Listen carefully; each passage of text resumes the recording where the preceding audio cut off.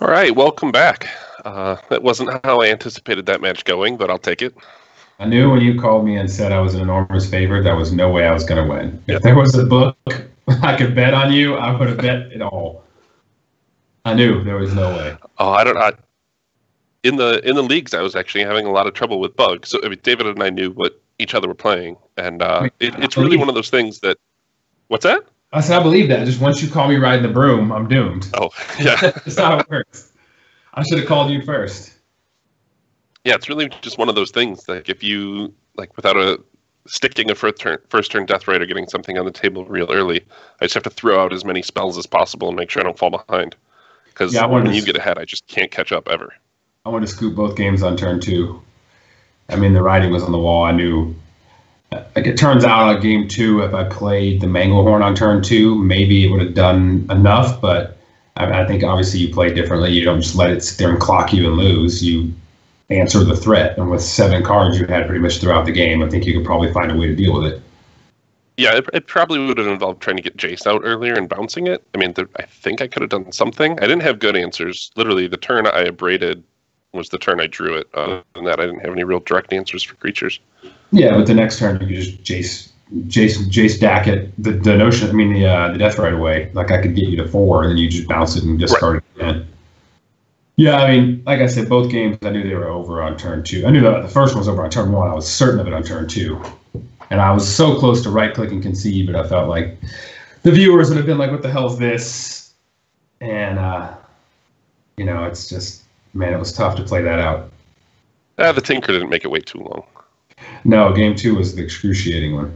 Yes, that was the excruciating one. I was even sitting from my end like, okay, find something that actually finishes this. Yeah. It's all right, though. I mean, I'm happy with the deck. It's fun. I've been playing it a lot. Everybody played it in the first group. Nobody played it in the second group, which is funny because I assumed we would see a lot of it because it's a really powerful deck. Leovold's a great card. I love it in Legacy.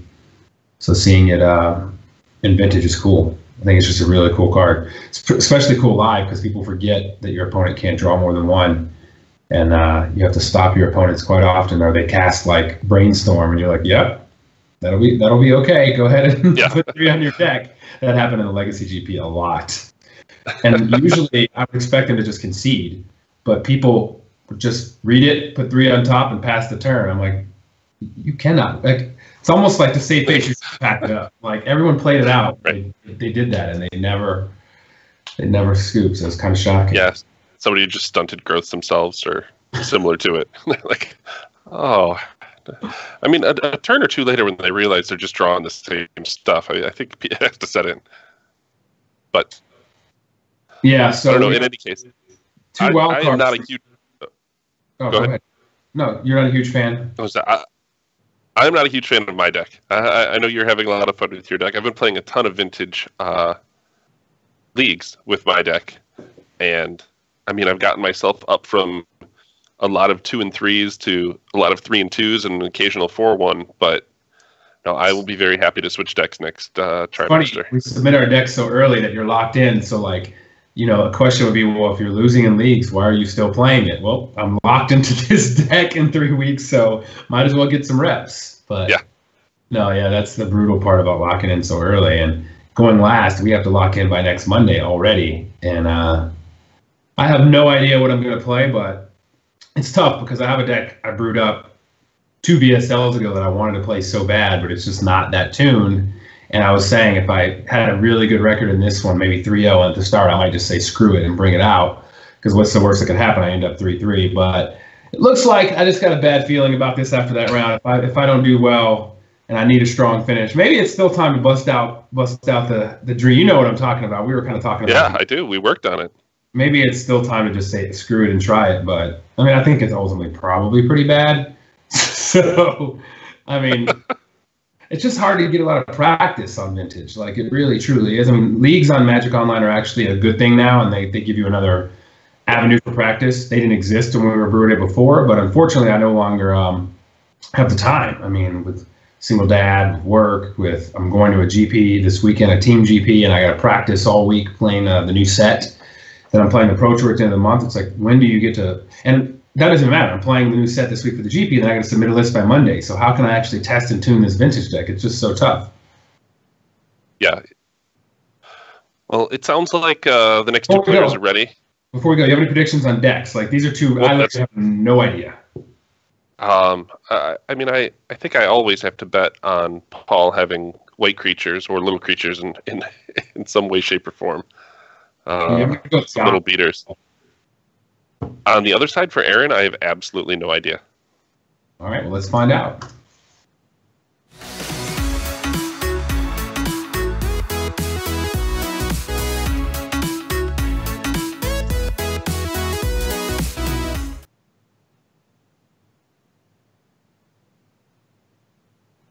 Oh, look at that.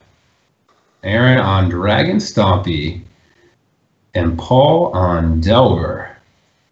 Kind of shocked to see Paul on a control deck. I mean, he can do it. He plays it all. But, I guess he did fit some creatures in there. He's got a Harsh Mentor, which is kind of interesting. Yeah, Delver's been tough lately. Right around the time that we had to submit decks, Delver had gone 5-0 in a few leagues also.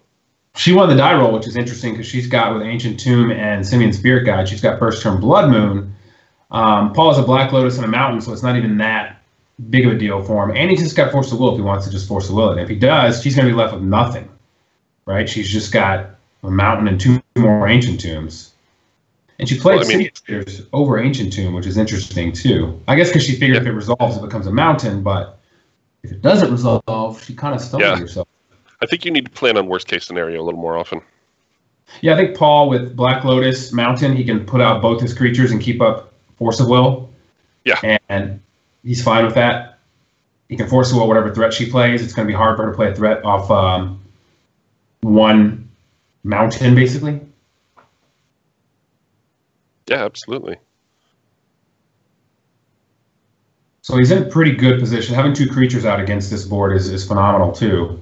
The creatures are it seems like pretty hard for a deck like this. It seems like a lock deck. I mean, I don't know the deck list well. I know a little bit, but if you're looking from Paul's point of view, any deck that plays first turn Blood Moon is probably not answering creatures very well. It's looking to kind of mess up the control decks. So I think Paul's going to feel pretty good about 3, potentially 5 damage.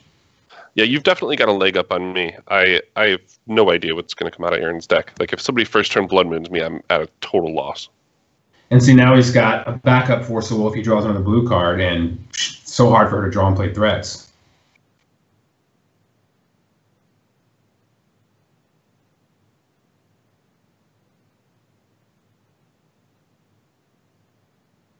Yeah, I don't know. These draw steps are exciting. I have no idea what's going to happen. I don't even know what that is. Sin Prodder. So it's 3/2 Menace, I believe. At the beginning of your upkeep, you reveal the top card of your library, and your opponent can choose to let you have it. Or if they say put it in your yard, then your opponent takes damage equal to the CMC. So like if it reveals a land, then you just put it in their yard because you'll take 0. If it reveals like a Blightsteel Colossus, no, you want to let them have that. Obviously, she probably doesn't have Blightsteel Colossus in her deck. Yeah. You get the gist. So Paul really wants his Delver to flip here. And he wants to draw a blue card to flip it. Because then he's got another counterspell, and he's got 5 damage. So he didn't draw a blue card. He drew a card he could cast, which is pretty sweet, because she's probably going to drop this Magus of the Moon, which is a blocker for the Harsh Mentor, but it just gets moved out of the way, and then she gets hit for 5 more, and she will be at 7 life. Yeah, they say that Sin Prodder is the red Dark Confidant. Ooh, pretty brutal here that he didn't draw a blue card, because this Chandra can come down and kill the Aberration. And then it gets killed back by the Mentor, although she would take some damage from activating the Chandra, right? I believe from the Harsh Mentor. Is it only creature artifacts, or is it anything? And I think it's anything. Activated abilities of I don't know if it's only creatures and artifacts or planeswalkers count. Yeah, planeswalkers do not count. So artifact, creature, and land. So yeah, she can kill the insect Aberration, then he can attack it and kill it, and then she plays Magus of the Moon, and she's pretty much got the board at parity at 10, assuming he doesn't have a way to deal with the Magus of the Moon.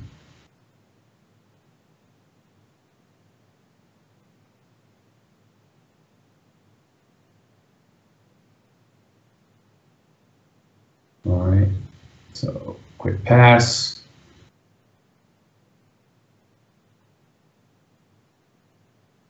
Gushier is a nice card, strictly blue. Not an island inside. I wonder how many. I mean, it's deck. I presume Paul's deck is just straight blue-red, which means he possibly has 3 basic islands. I would guess, maybe 1 or maybe 2. I mean, could be 4, but I think he probably is on the 3. I would guess 3. I would guess 3 basic islands. Probably playing 10 sack lands, some wastelands, 4 wastelands, a mountain. That's 15. Some volcanics. Yeah, maybe not. Yeah. I don't know, but I would doubt 10 sack lands. That seems to be getting pretty far up there. Yeah, I think Legacy, there's a crap ton of buttload of sack lands. No ride, not going to do much here. So Paul's got to hope this Mentor can ride for 5 more turns. Yeah, that's where we're at. We're just seeing if Mentor goes the distance. Ooh, Goblin Rabble Master's a Wow. spicy one. Paul's going to have to force a will this, and now he's totally naked. Yeah, there goes that Force of Will. Oh, wow. I think I would have used the Gush.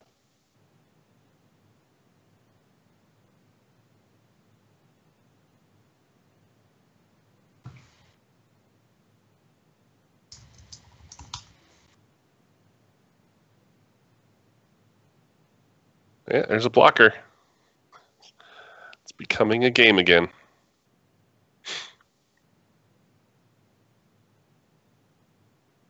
Oh.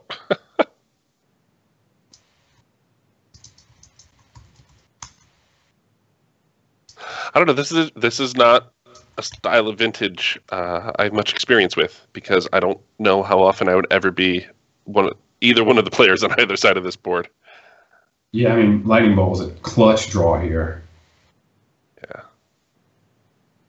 There's another great one. That should do it.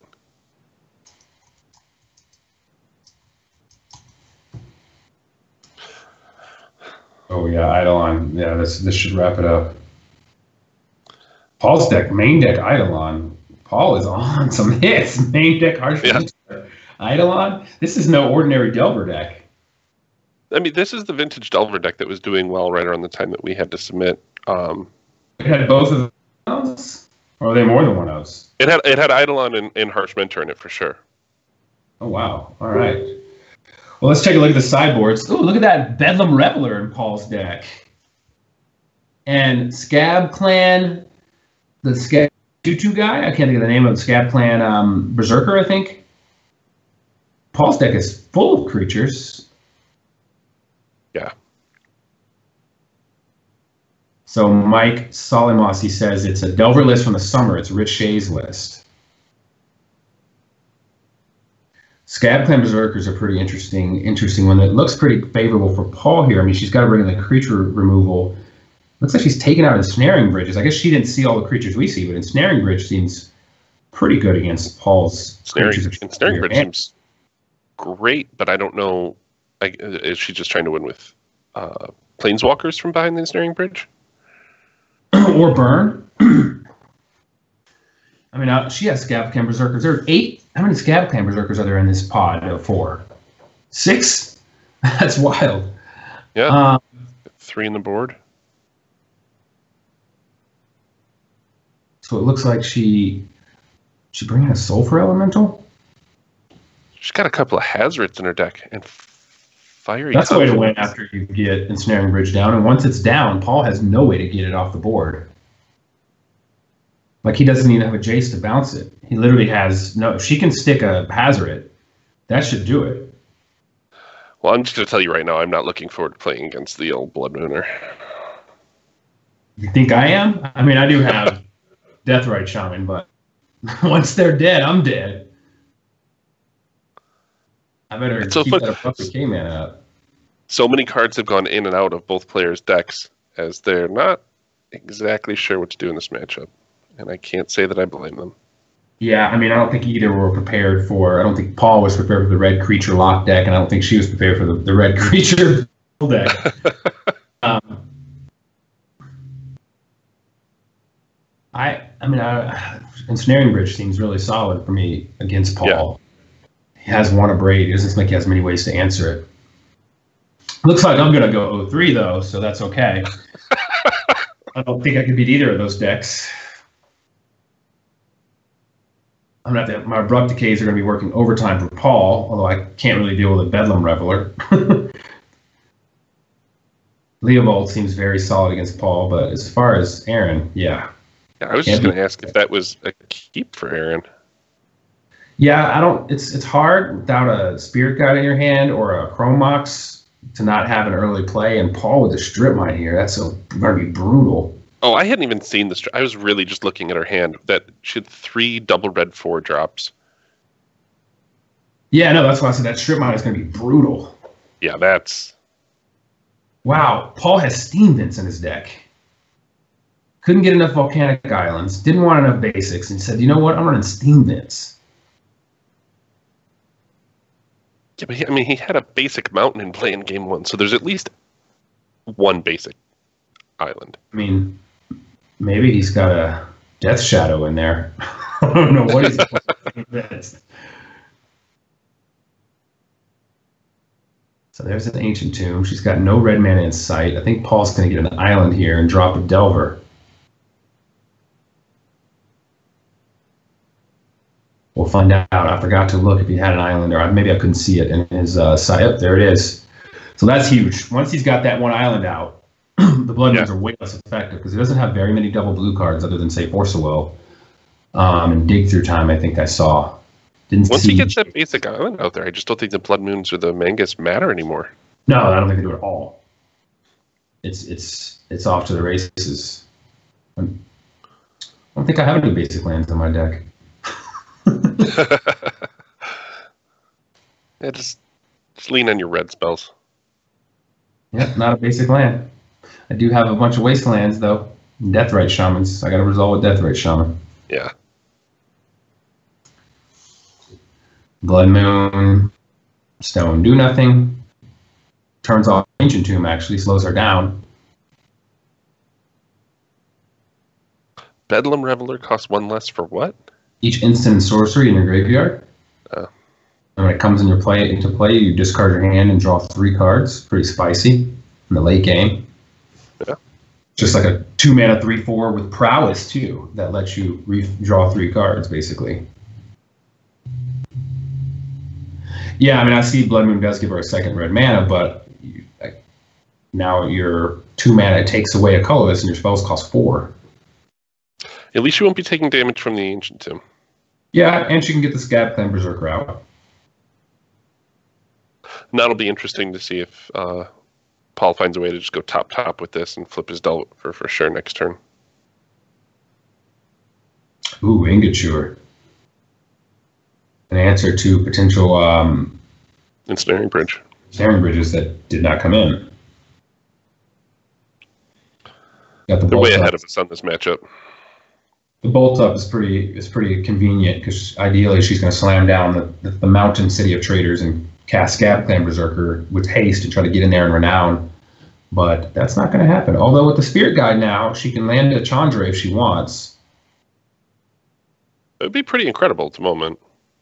I guess it gets bolted, but it's still a step in the right direction.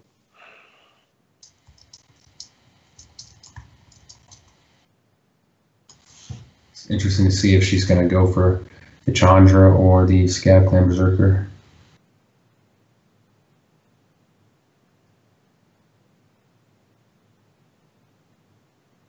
It's going to go for the Berserker.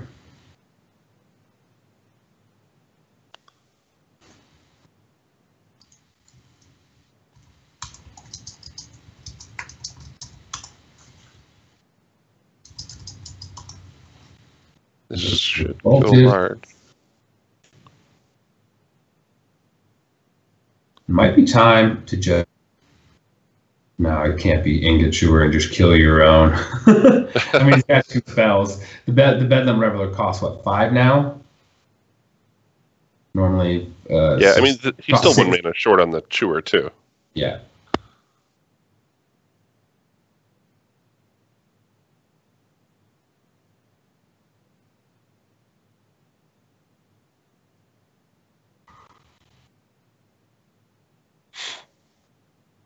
comes the Chandra. Right. I mean, it's funny. Those two confluence in her hand are just 12 to the face.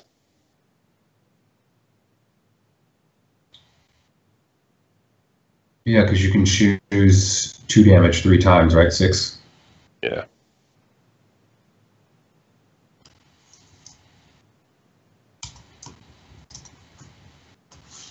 Problem is, she's still 1 mana away, but Paul's got to deal with this Chandra. He's got to deal with the Chandra will make mana. Chandra can make the mana, yeah. But he's also got to deal with this Rabble Master that's coming out. And he's still...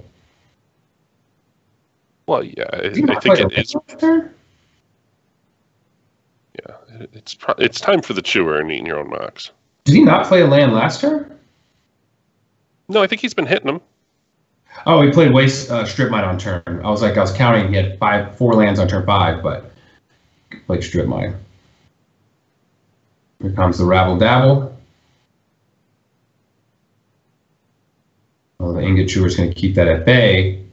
The token just runs into the Chewer, and then Paul gets to attack Chandra back. So ideally, I don't think he's going to Rabble. Probably going to Fiery Confluence and kill that. Yeah. And tick up the Chandra. Do you take the shot to see if your top card's a land? I don't think so.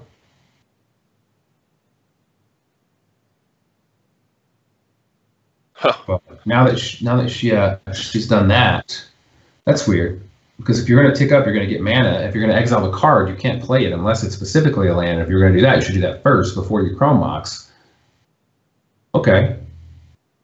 So since she's still 1 card too high, but she kind of has to play that, which means she's going to lose her Chandra.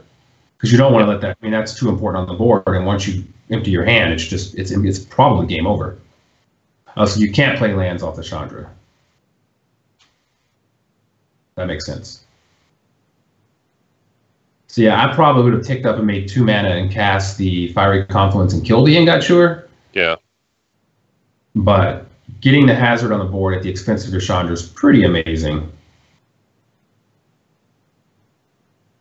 I don't see any way Paul can deal with this. So getting the Abrade in the yard gets him 1 step closer to the Bedlam Reveler. He is at 19, so Hazard is going to pretty much be a wall on D. But the Confluence, if she happens to draw a land here, is that 1 to each creature? Yeah. It's in a tough spot. I just don't think you can get rid of your Chandra there. Even though she drew another one. I don't know. Wait. What did I miss? She just discarded it. Oh, okay. I thought she was casting. I'm like, how is she casting and why did nothing die? She was activating the Hazard at main phase. Yeah. Wow, it's kind of brutal to draw a card she can't cast. Like pretty much not many cards left that she couldn't cast, which keeps the Hazard off the board, which is going to allow her to take 3, 4, 5, 6, 7 and go to 7. Or you can play the Bedlam Reveler, which he's going to. Yeah, the Chrome Mox getting abraded was particularly brutal also. Yeah.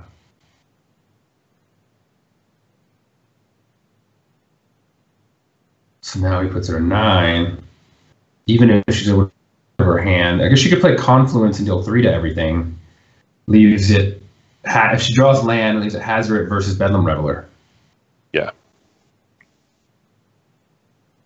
Really needs a land or Chrome Mox here.